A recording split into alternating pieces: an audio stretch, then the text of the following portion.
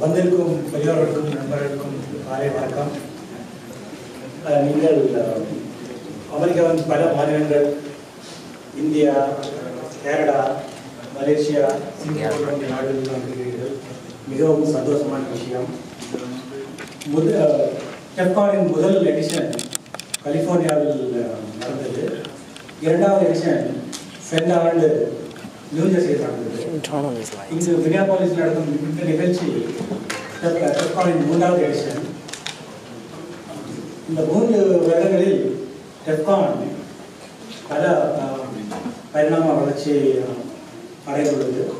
பார்க்கலாம், நிறைய நாடுகளிலிருந்து இப்போ தொழில் முனைவோர்கள் இந்த நிகழ்ச்சிக்கு வருகின்றனர். தொழில் தொடங்குவது மற்றும் வியாபாரம் செய்வது தமிழர்களுக்கு கைவந்த கலை. வரலாற்றில் பல குறிப்புகள் உள்ளன. அதுபோல் அதை மேலும் மேலும் உயர்த்தி பல தொழில்கள் மற்றும் வியாபாரங்கள் நாம் செய்ய வேண்டும். இந்த டெஃப்கான் நிகழ்ச்சி அதற்கு உறுதுணையாக இருக்கும், மிகவும் உதவியாக இருக்கும் என்று நம்புகிறேன். வாழ்க தமிழ், வளர்க தமிழ்.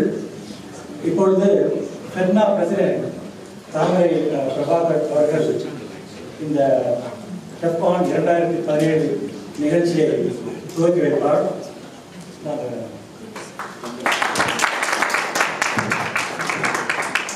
அவையோருக்கு காலை வணக்கம். இந்த தொழில் முனைவோர் கூட்டத்தில் பங்கு பெற உலக நாடுகளிலிருந்து வந்திருக்கும் உங்கள் அனைவருக்கும் மனமார்ந்த நன்றிகள். இந்த தொழில் முனைவோர் கூட்டம் அப்படின்றது ஒரு முக்கியமான ஒன்று. எல்லா தொழில்களிலும் எல்லா துறைகளிலும் நாங்கள் தமிழர்கள் முன்னோடியாக இருக்கிறார்கள்.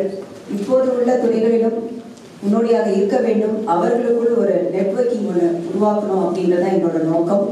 அதற்காக தான் இந்த தொழில் முனைவோர் கூட்டம் ஒவ்வொரு ஆண்டும் பேரவை விழாவில் நாங்கள் ஏற்பாடு செய்து கொண்டு வந்திருக்கிறோம். இந்த ஆண்டும் சிறப்பாக இந்த கூட்டத்தை ஏற்பாடு செய்து கொடுத்த அனைத்து தன்னார்வலர்களுக்கும் எங்களது மனமார்ந்த நன்றிகள். குறிப்பாக வினோத் பிள்ளை, அவர் இங்கிருந்து நல்ல பல வேலைகளுக்கு ஷேராக இருந்து இந்த டெஃப்கான் செஞ்சிருக்காரு. Mahendran is the driving force, எங்களை வழிகாட்டி இந்த போன ஆண்டும் எப்படி நடந்தது, இந்த ஆண்டும் எப்படி தொடர்ந்து அது நடக்குது அப்படின்றத எங்களுக்கு உறுதுணையாக இருந்தார். இதை இன்னும் பன்மடங்கு பலவேறு கோணங்களில் எடுத்துகிட்டு போகணும்னு எங்களுக்கு ஒரு ஆர்வம். அதுக்காக நிறைய இளைஞர்கள், புதிய தலைமுறை யங்ஸ்டர்ஸும் வந்திருக்காங்க இந்த தொழில் முனைவோர் கூட்டத்துக்கு. அவர்கள் சார்பாகவும் மனமார்ந்த நன்றிகள். We welcome you all for this TEFCON, Fetna TEFCON. This is a very good networking platform for everyone, for new entrepreneurs, for businessmen all over the world. Fetna is very proud to have this session with you. And thanks for all coming for this session all over the world with so much hours of travel and everything. Thank you all.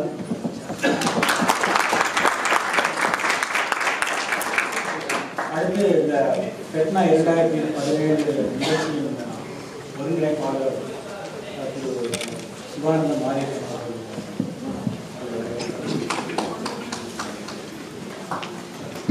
அனைவருக்கும் காலை வணக்கம். ஒரு prepared ஸ்பீச்சில் படிக்கிறேன். நீங்கள் notes காலை வணக்கம். இந்த தொழில் முனைவோர் கருத்தரங்கு அப்படிங்கிறது பல ஆண்டுகளாக நடக்குது. 3 ஆண்டுகளாக மிக சிறப்பாக சானோசே கன்வென்ஷனில் நடந்திருக்கு. இந்த தொடர்ந்து இதே பெயரில் இயங்கிறது 3வது முறை. அதுக்கு முன்னாடி நடந்திருக்கு, எல்லா இடத்துலையும் நடந்திருக்கு. இதற்காக மிட்வெஸ்ட்டுங்கிறதுலாம் ஒரு சின்ன ஊர், மினியாபாலிஸ்லாம்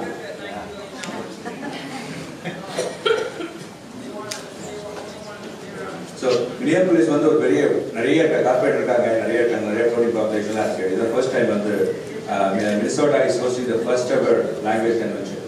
இதுக்கு முன்னாடி எதுவுமே இங்கே நடந்ததில்லை. ஸோ அது ஒரு பெரிய honour to have hosted as Minnesota convention FeTNA.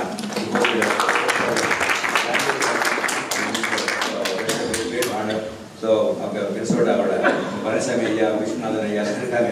So இதெல்லாம் பல ஆண்டுகளாக இங்கே தொழில் முனைவோரில் இருந்து ரொம்ப மிகச்சிறப்பாக பணியாற்றி இருக்கவங்க.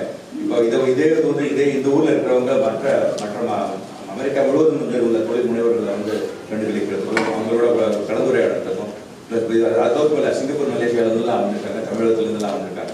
எல்லாருக்கும் வந்து ஒரு பெரிய வாய்ப்பு. இங்கே கொஞ்சம் இங்கே மிட்வெஸ்டாக இருக்கிறதுனால வந்து கொஞ்சம் இருக்கும். பட் இங்கே வந்து நிறைய சிகாகோ மாதிரி அந்தளவுக்கு மக்கள் கிடையாதுங்க. பட் ஆனால் வந்து நிறைய தொழில் முனைவோர் இருக்காங்க. நாங்கள் ஏன் வந்து விஷயம் கூட உங்களோட 10 பேர் வந்திருக்காங்க. எல்லாம் வராங்களா? நீங்கள் எல்லாம் வராங்க. ஸோ நம்ம வந்து இருப்பாங்க எல்லாரும். இந்த விழாக்கு வந்து மிக்க நன்றி. இந்த தொடங்கி வச்ச அவங்க மகேந்திரன், வினோத், அவங்க வெங்கி, பது, அவங்க லேனா, ராமையா, இன்னைக்கு வரல நினைக்கிறேன். அவங்க எல்லாரும் வந்து பேரை வெரி ஹீரோ. நம்ம இதை வந்து பண்ணுறது எங்களுக்கு அந்தளவுக்கு அனுபவம் கிடையாது. இதெல்லாம் முழுதும் இழுத்து பிடிச்சி கொண்டு வந்து அவங்க தான். அவங்களுக்கு முதல்ல நன்றி. அவங்க எல்லாமே அந்த டெஃப்கான் எங்களால் பண்ணிருக்க முடியாது. மற்ற விழாக்களை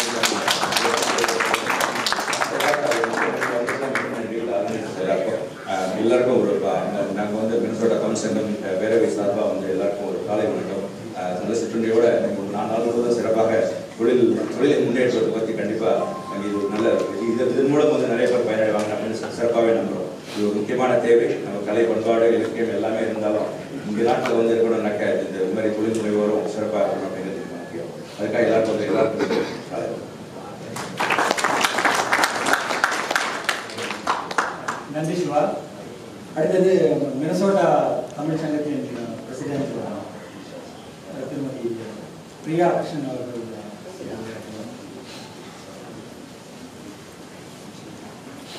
அனைவருக்கும் காலை வணக்கம். இந்த 30வது பேரவை திருவிழாவுக்கு மினசோட்டா தமிழ் சங்கம் சார்பாக உங்க எல்லாரையும் வருக என வரவேற்கிறேன். And we are all so honored to have all the big entrepreneurs here. And I feel that this would be a good brainstorming session for everybody. And I also welcome you all to take part in Fetna. So please come there and also see all the art that we are going to showcase there. Feel free and feel comfortable. Thank you.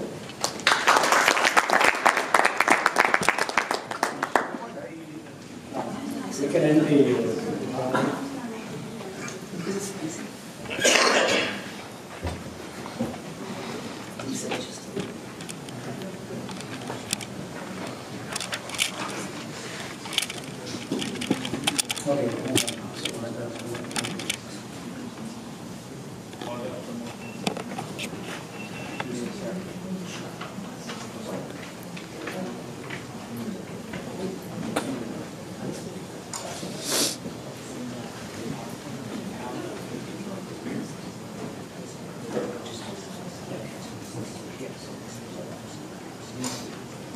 Should we just place it back there?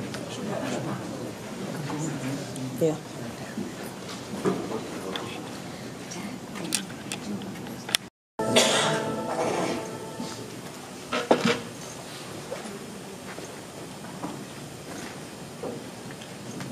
தேடிச்சோரில் இருந்தின்று பல சின்னஞ்சிறு கதைகள் பேசி மனம் வாடி பிற துன்பங்கள் உழந்து நரைக்கொடி கிளப்பருவம் எய்தி கொடுங்கூற்றுக்கிறை என பின் வாயும் பல வேடிக்கை மனிதரை போல் நான் வீழ்வேன் நினைத்தாயோ மாட்டோம். நாங்கள் சாதிக்க பிறந்தவர்கள் என்று சூழலித்து இங்கு வருகை தந்திருக்கும் அனைத்து தமிழ் தொழில் முனைவர் அனைவரையும் வருகவர்கள் என வரவேற்று நண்பர் திரு சுரேஷ் ராமமூர்த்தி அவர்களை பேச மேடைக்கு அழைக்கிறேன்.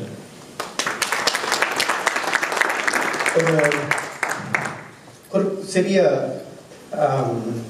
இன்ட்ரோடக்ஷன். நண்பர் மற்றும் ஆலோசகர் திரு சுரேஷ் ராமமூர்த்தி வந்து எல்லாருக்கும் வந்து படிக்கிறோம், சம்பாதிக்கிறோம், வேலை செய்கிறோம், அப்புறம் ரிட்டையர் ஆகிறோங்கிற ஒரு இதை விட்டுட்டு ஆண்டர்பிரினர்ஸாக இருக்கவங்க நம்மள மாதிரி கொஞ்சம் பேர் இருக்கும். அதுலேயும் கொஞ்சம் பேர் வந்து சாதித்த, அதாவது மிகப்பெரிய சாதனை பண்ணதுக்கு அப்புறமும் வந்து கம்யூனிட்டிக்கு திருப்பி செய்யணும், வந்து தன்னோட எக்ஸ்பீரியன்ஸ்லாம் ஷேர் பண்ணணுங்கிறதுல வந்து Suresh is doing a lot of activities, not only for Tamil community, not only for Indian community, even the American community. Last year he's been awarded as Digital Banker of America. So Wichita, Kansas, he bought a bank which is 125 years old. He did not just buy the bank, right? He bought the piece of the history. It's a 25 years old bank and he turned around and it has been a fintech startup in Wichita, Kansas. அது மட்டும் இல்லாமல் he's advising Kansas state government as a policy advisor. Plus he's been advising White House financial policy for the last 10 years in the previous Obama administration as well as in the current administration. We are all proud to have him and give him a warm welcome.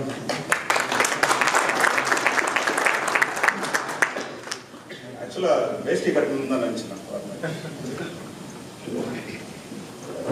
அப்போ பிறந்த வளர்ந்து தமிழ்நாட்டிலேருந்து 10,000 பேர் வந்து திருப்பி தமிழ் மொழியில் பேசுறது, தாய்மொழியில் பேசுறது ஒரு இன்பம்.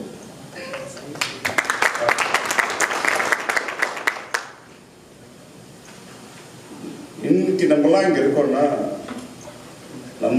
நம்மளுக்கு முன்னாடி வந்து அவங்க தோல் மேலே தான் இருக்கணும்.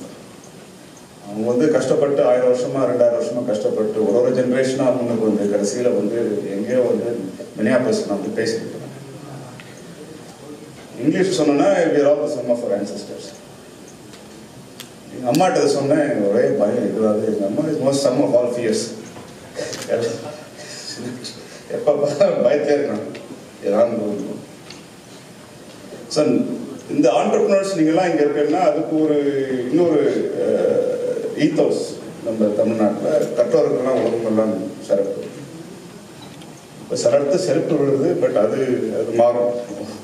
இந்த வீசா எல்லாம் மாறிடுது. ஸோ இங்கே வந்து பேசுறதுக்கு ஆப்பர்ச்சுனிட்டி தேங்க்யூ. இந்த entrepreneur forum I think I've just speak கொஞ்சம் about what business transformed banking and all of that. So நம்ம எதுவுமே நான் தமிழ் ஃபங்க்ஷன் எப்போதும் திருக்குறள் தான் ஆரம்பிப்போம். அகலமுதல எழுத்தெல்லாம் மாறி பண்ணுவோம். நான் திருக்குறள் கொஞ்சம் பார்த்தேன். அதில் ஒரு பார்த்தா 133 சாப்டர்லையே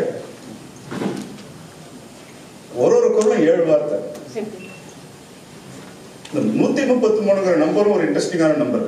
இது வந்து it adds up to 7 divisible by 7 into 19. அப்புறம் அந்த ஒரு வார்த்தையும் மேக்ஸிமம் 20 கேரக்டர் மாற்றினா 140 கேரக்டர் வருது. அதுவும் divisible by 7. அந்த காலத்தை எழுத முடியும். ட்விட்டர் வரும். It is Twitter friendly. குரல் வந்து from beginning it is Twitter friendly. 7 வார்த்தை எல்லாம் முடிச்சிடலாம். So, but there is a message there as well. That keep it concise, keep it clear, understand the foundation, understand the concepts very clearly. So, you're not a bank வாங்கணும்னு சொன்னாரு. எதுக்கு bank வாங்கணும்னா இந்த மணிங்கிறது வந்து is one of the most fundamental inventions of human beings. காசின் வரத்துக்கு முன்னாடி வந்து எல்லாமே பார்ட்டர். பார்ட்டருங்கிற உலகத்துல சிற்பியா இருந்தா சில சமயத்துல சாப்பாடு கிடைக்காது. அந்த தொழில் சில பேருக்கு அந்த சில தேவை இருக்கு. So money allowed became a medium of exchange. But money also became a store of value. You could store the value that you generated between two human beings across generations. சில பேர் சொல்லுவாங்க, என் பிள்ளைக்கு படிப்பு வரல, கொஞ்சம் காசு எடுத்து வச்சு கொடுத்தா உழைக்கும். It allows you to store value and take it across time. Then money became a measure of value. It measured who you are. அதுவும் குறள்ல இருக்கு. In fact, I think ஒரு குறளை வந்து அவர் வந்து wealth sometimes obscures a lot of faults and I think it is there. So, அதில் வந்து I got very interested. The money, nature of money itself was changing over time. What is the impact on society? One way to understand that is to be inside a bank, and one way to be inside a bank is to go buy a bank. So, Kansas lo chinna ஒரு bank, failing bank on it. And the money is so foundational. It also enabled property rights. இப்போ வந்து நம்ம ஊரில் property ரைட்ஸ்லாம் முன்னெல்லாம் வந்து கோவிலில் இருக்கும். கோவில் எழுதியிருப்பாங்க யாருக்கு எவ்வளோ நிலம் போச்சு. சோழ அந்த காலத்தில் சோழ டைப்லாம் வந்து கோவில் தான் centre of society. So the temple became a bank. அங்கே வந்து அந்த கோவிலில் வந்து செக்யூரிட்டி உண்டு. ராஜாவோட ஆர்மி தான் இருக்கும். அங்கே தான் டெபாசிட் பண்ணி எழுதி வைப்பாங்க. அங்கேருந்து கடன் வாங்கிக்கலாம். So it became original banks were temples. So ஆக்சுவலாக நான் வந்து அந்த டெம்பிளை கொஞ்சம் போய் படிச்சிருந்தேன். இந்த டெம்பிள்ஸ் பற்றி கொஞ்சம் படிக்கிற போது என்ன பார்த்தீங்கன்னா ஒரு சில இன்ட்ரெஸ்டிங் திங்ஸ் கேட்க மாட்டேன். எல்லா கோவிலும் நம்ம ஊரில் வந்து இந்த ஒரு டேங்க் இருக்குது. பேர் என்ன? தெப்பக்குளம். அது இன்னொரு வார்த்தை இருக்கு. ஸோ அந்த டேங்க்கு அதை சுற்றி ஒரு கான்ஃபரன்ஸ் சென்டர் உண்டு இல்லையா? எல்லா கோவில்லையும் ஒரு art centre, conference centre, auditorium. இப்போ நம்ம எங்கள் மினியாபோலிஸ் கட்டுற மாதிரி நம்ம கோவில் தான் எல்லாமே அது உள்ள உண்டு.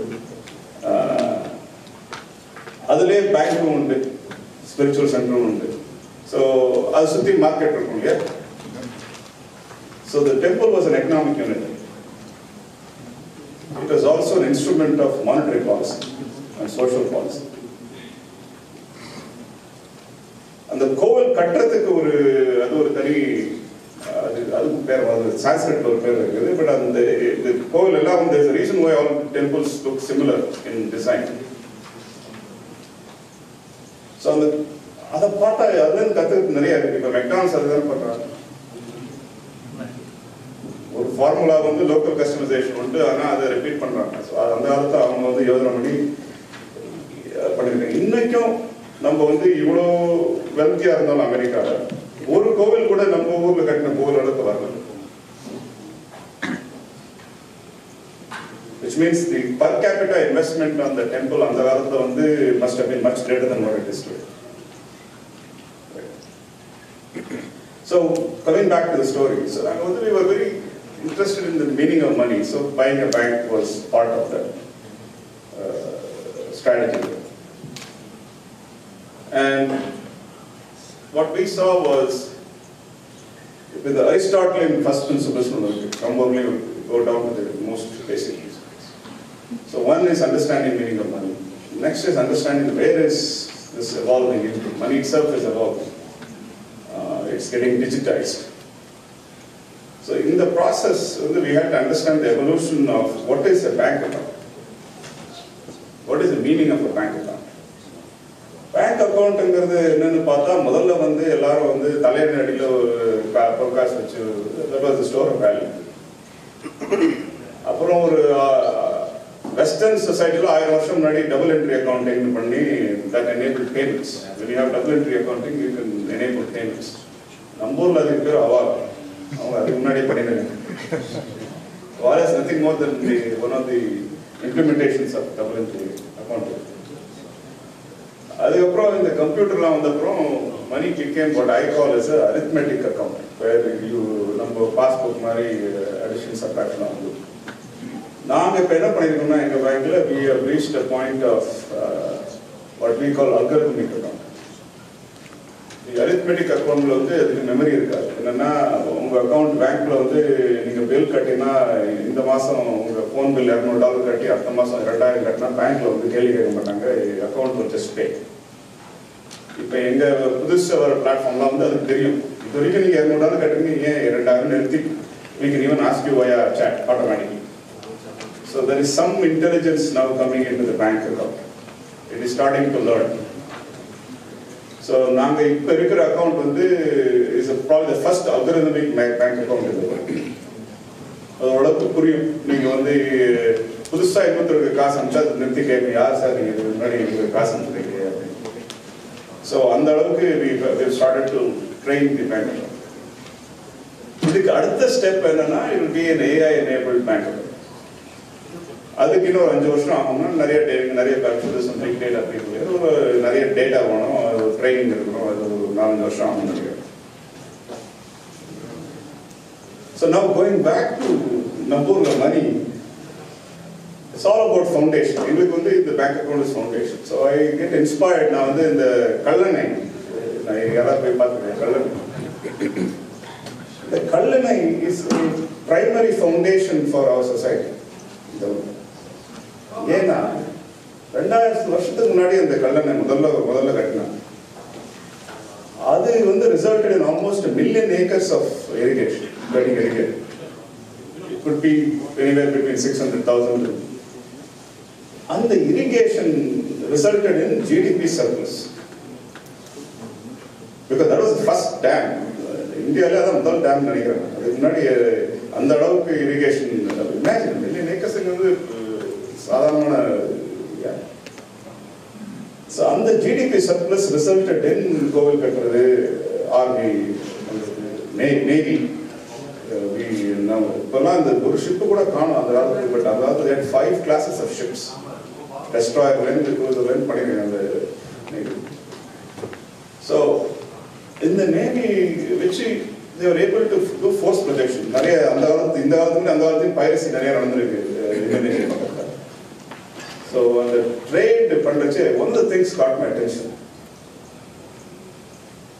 நம்ம அந்த காலத்தில் வந்து they were importing iron ore from China. That must have been the last time China exported commodity. இப்போ ஸ்ட்ரா வச்சு உறிஞ்சிட்டு வரணும் போல. எதுக்குன்னா there was a demand to build utensils and arms. ஏன்னா நம்ம வந்து ஒரு கப்பல் எடுத்துன்னு போய் ஸ்ரீவிஜய கிங்டம்ல போய் அடிச்சுட்டு வர முடியாது. போனோம்னா 1000 கப்பல் எடுத்துன்னு போனோம், 20,000 பேர் கொண்டு போனோம்.